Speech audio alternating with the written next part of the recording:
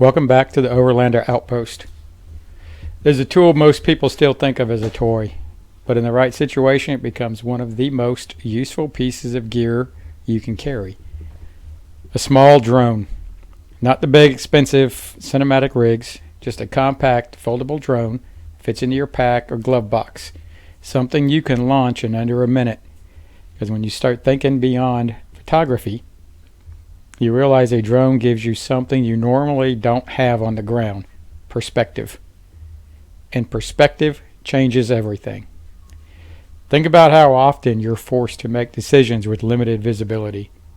A bend in the trail, a hill you can't see over, a blocked road with no clear way around. Most of the time you either commit and hope for the best, or you get out and scout on foot. Both take time. One carries risk. With a drone, you remove the guesswork. You can send it up and forward, scan the terrain, and identify obstacles before you ever move your vehicle. Washed out sections, deep ruts, fallen trees, water crossings. It all becomes visible in seconds.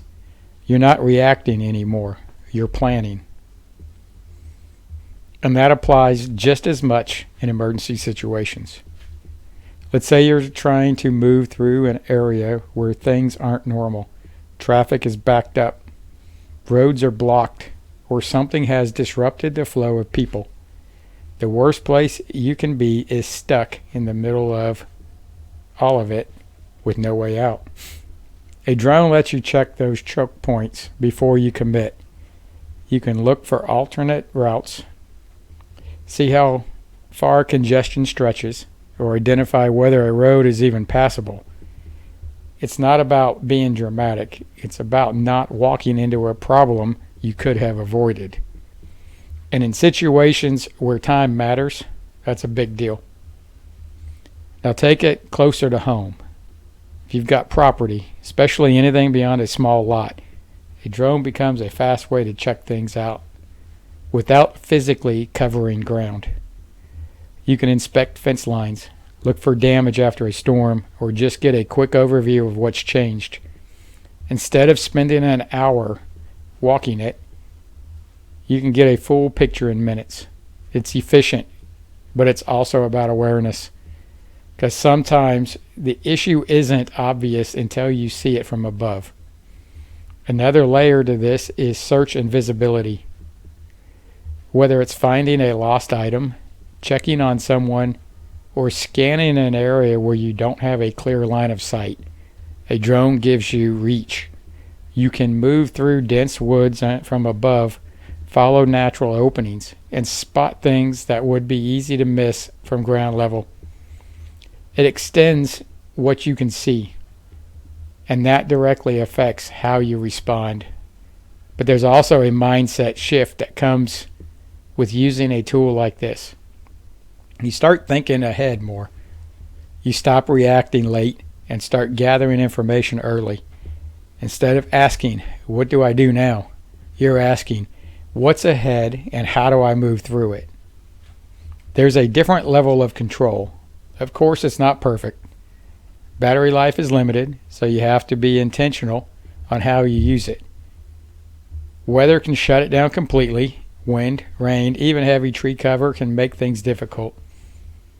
And depending on where you are, signal interference can reduce your range or reliability. So you don't rely on it, you integrate it. You keep it charged, stored where you can grab it quickly, and you practice with it enough that launching, flying, and recovering, it feels natural.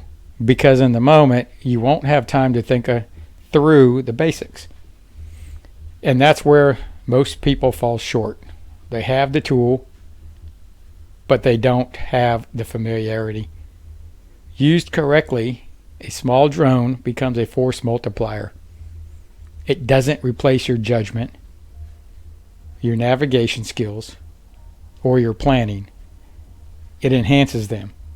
It gives you another layer of information, another angle to work from, another way to stay ahead of a situation.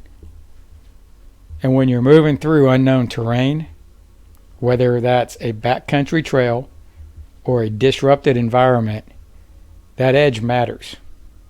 Because the more that you can see, the better you can decide. And the better you decide, the more control you keep. This philosophy goes with a lot of different things. Use the gear that you have. Practice with it. Make sure it works. Make sure you know how to use it. Make sure that everybody around you knows how to use it. Owning a piece of equipment that you don't know how to use can end up costing you a lot in the end. As always, stay prepared, stay safe.